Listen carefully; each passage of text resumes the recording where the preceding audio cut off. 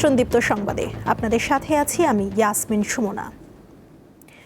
ছুটির দিনেও চলছে জাতীয় সংসদের অধিবেশন। সকালের সেশনে স্পিকার হাফিজউদ্দিন আহমদের সভাপতিত্বে অধিবেশনে উপস্থিত ছিলেন সংসদ নেতা ও প্রধানমন্ত্রী তারেক রহমান সহ সরকারি দলের সদস্যরা। অপরদিকে বিরোধী দলীয় নেতা ও জামায়াতের আমির শফিকুর রহমানের নেতৃত্বে বিরোধী দলের সদস্যরাও উপস্থিত ছিলেন। এখন পর্যন্ত মূল্য সংযোজন কর ও সম্পূরক শুল্ক সংশোধন বিল, ময়মনসিংহ উন্নয়ন কর্তৃপক্ষ বিল, নারায়ণগঞ্জ উন্নয়ন কর্তৃপক্ষ বিল ও বাংলাদেশ শিল্পকলা একাডেমি আইন সংশোধন বিল সহ অন্তত 10টি বিল পাশ হয়েছে। এর আগে সংসদে অর্থমন্ত্রী বলেন, প্রতিকূল বৈশ্বিক পরিস্থিতির মধ্যেই দেশকে এগিয়ে নিতে হবে। 2034 সালের মধ্যে বাংলাদেশকে একটি $1 ট্রিলিয়ন অর্থনীতির দেশে উন্নীতকরণে কাজ চলমান রয়েছে বলেও উল্লেখ করেন অর্থমন্ত্রী। বেলা 3টা থেকে শুরু হবে দিনের পরবর্তী সেশন। বিগত সরকারের আমলে লক্ষ কোটি টাকা বিদেশে পাচার হয়েছে। সরকারি ঋণের ক্ষেত্রে একটি অস্বাস্থ্যকর পরিবর্তন পরিলক্ষিত হয়। আভ্যন্তরীণ ঋণের উপর অতিরিক্ত নির্ভরতা এবং তুলনামূলক উচ্চ সুদের ব্যয় সরকারের বাজেট ব্যবস্থাপনায় চাপ সৃষ্টি করে। আমরা অর্থনীতির বিভিন্ন ক্ষেত্রে শৃঙ্খলা স্থাপন, নানামুখী চাপ মোকাবেলা করে 2026-27 অর্থবছরের বাজেট প্রণয়নের কাজ হাতে নিয়েছি। আমাদের এবারের লক্ষ্য কেবল প্রবৃদ্ধি নয়, বরং একটি টেকসই, স্বচ্ছ, অন্তর্ভুক্তিমূলক অর্থনীতি গড়ে তোলা। ত্রয়োদশ জাতীয় সংসদের সংরক্ষিত নারী আসনের জন্য দলীয় মনোনয়ন ফরম বিক্রি শুরু করেছে বিএনপি।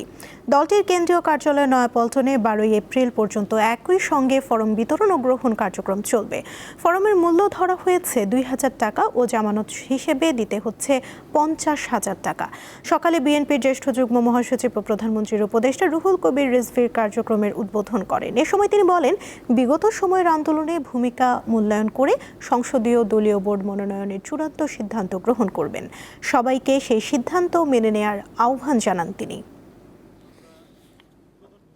আজ থেকে দলের মনোনয়ন ফর্ম আমরা এই কার্যালয় থেকে শুরু করছি, কার্যক্রম বিতরণ আমরা শুরু করছি। আমাদের সারা দেশ থেকে মহিলা নেতৃবৃন্দ এসেছেন।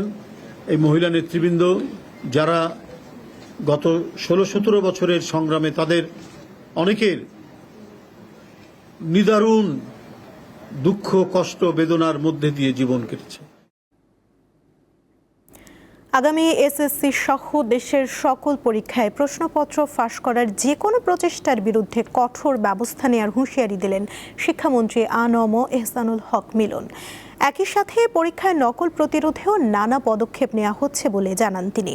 সকালে চট্টগ্রাম শিক্ষা বোর্ডে আয়োজিত কেন্দ্র সচিবদের এক মতবিনিময় সভায় ভার্চুয়ালি অংশ নেন শিক্ষামন্ত্রী। চট্টগ্রাম কলেজ মিলনায়তনে অনুষ্ঠিত সভায় কেন্দ্র সচিবদের উদ্দেশ্যে তিনি বলেন, সরকার শিক্ষার মান উন্নয়নে বিভিন্নমুখী উদ্যোগ নিয়েছে। এসব উদ্যোগ বাস্তবায়নে সংশ্লিষ্ট সবাইকে সহযোগিতা করতে হবে। একই সাথে খাতা দেখার মান যাচাই ছাড়াও নকল সরবরাহকারীদের আইনের আওতায় নিয়ে আসার উদ্যোগ নেওয়া হয়েছে বলেও জানান শিক্ষামন্ত্রী।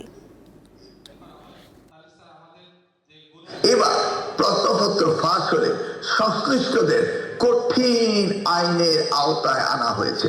যদি কোনো শিক্ষক প্রশ্নপত্র বা কোনো কেন্দ্র সচিব যদি প্রশ্নপত্র পাওয়ার সাথে সাথে এগুলি যদি মিডিয়ার মাধ্যমে টেক্সট করে দেন, তাহলে সেই ক্ষেত্রে আমরা এগুলি আইডেন্টিফাই করতে পারবো। প্রশ্নপত্র ফাঁস একটি কঠিন ব্যাধি।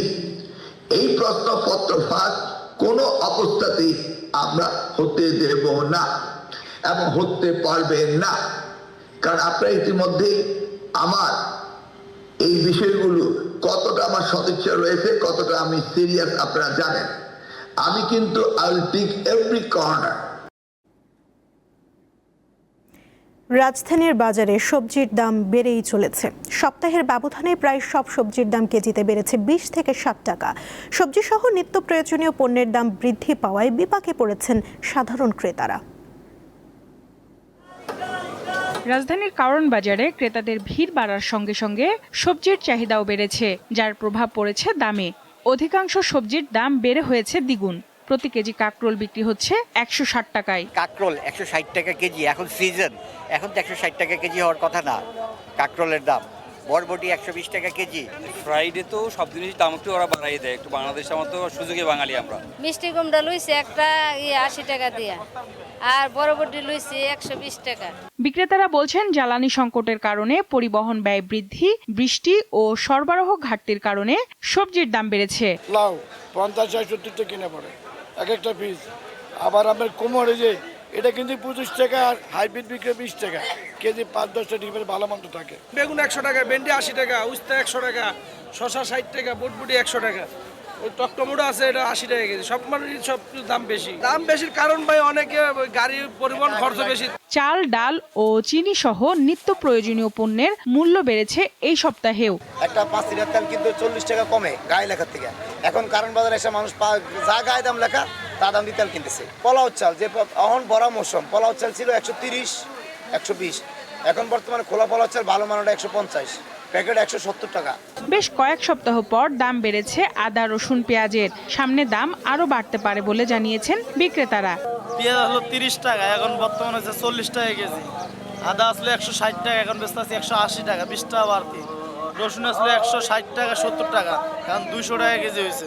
পর্যাপ্ত মাছের সরবরাহ থাকলেও সব ধরনের মাছের দাম বেশি বলছেন ক্রেতারা, আর বিক্রেতা বলছেন আগের দামে বিক্রি হচ্ছে মাছ। রুই, কাতল, তারপর হচ্ছে আপনার ওই ইলিশ তো একদম ধরাছোঁয়ার বাইরে। 500-600 গ্রাম ইলিশের দাম 2000 টাকা কেজি চায়, বিক্রি করতেছে আরো বেশি চায়। So overall very expensive. নিজস্ব দাম নাই আর কি, মাছের দাম ছোট বড়োর উপর নির্ভর করে, এটা আর কি।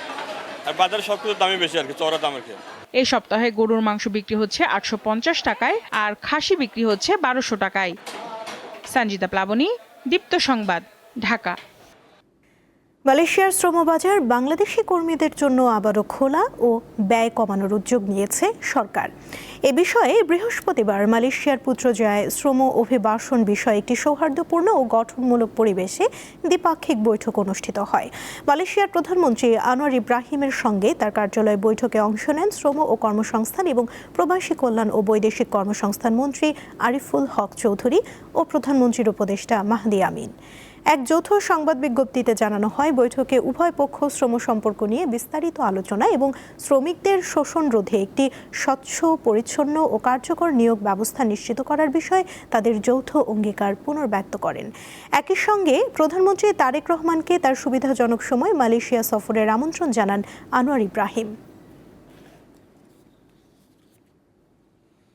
বিশ্বের অন্যতম গুরুত্বপূর্ণ নৌরুট হরমুজ প্রণালী দিয়ে তেল পরিবহনে ইরানের কর্মকাণ্ড নিয়ে ক্ষোভ প্রকাশ করেছেন যুক্তরাষ্ট্রের প্রেসিডেন্ট ডোনাল্ড ট্রাম্প। ট্রুথ সোশ্যালে দেয়া এক পোস্টে ট্রাম্প হুঁশিয়ারি দিয়ে বলেন, হরমুজ প্রণালী দিয়ে যাওয়ার সময় তেলবাহী ট্যাঙ্কার থেকে ইরানের মাশুল আদায় এখনই বন্ধ করতে হবে। এছাড়া হরমুজ প্রণালীতে জাহাজ চলাচলের স্বাধীনতা ফিরিয়ে আনার বিষয়ে যুক্তরাষ্ট্রের প্রেসিডেন্ট ডোনাল্ড ট্রাম্প ও যুক্তরাজ্যের প্রধানমন্ত্রী কিয়ার স্টারমারের মধ্যে টেলিফোনে কথা হয়েছে। এদিকে ইসরায়েলের প্রধানমন্ত্রী বেনিয়ামিন নেতানিয়াহু জানান, লেবাননের সঙ্গে সরাসরি আলোচনায় বসতে যাচ্ছে তার সরকার। এই আলোচনার মূল লক্ষ্য ইরান সমর্থিত সশস্ত্র গোষ্ঠী হিজবুল্লাহ নিরস্ত্রীকরণ এবং শান্তি প্রতিষ্ঠা। যুক্তরাষ্ট্র ও ইরানের মধ্যে সম্ভাব্য শান্তি আলোচনার আয়োজক দেশ পাকিস্তানের ইসলামাবাদ ও রাওয়ালপিন্ডিতে 2 দিনের সাধারণ ছুটি চলছে। পাশাপাশি জোরদার করা হয়েছে নিরাপত্তা, নাগরিকদের চলাচলে শহর দুটিতে আরোপ করা হয়েছে লকডাউনের মতো কঠোর বিধিনিষেধ। বৃহস্পতিবার ও শুক্রবার এই ছুটিতে সব স্কুল ও সরকারি কার্যালয় বন্ধ থাকবে। এমনকি গুরুত্বপূর্ণ প্রতিষ্ঠান যেমন ফেডারেল কোর্ট, ইসলামাবাদ হাইকোর্ট এবং নির্বাচন কমিশনও বন্ধ রয়েছে। শুধুমাত্র সরকারি যানবাহন চলাচলের অনুমতি দেওয়া হয়েছে। বিদেশি কূটনৈতিকদের নিরাপত্তার জন্য সড়কে লোকজনের উপস্থিতি কমাতেই এই ব্যবস্থা পাকিস্তান সরকারের। আগামীকাল পাকিস্তানে আনুষ্ঠানিকভাবে এই শান্তি আলোচনার কথা রয়েছে।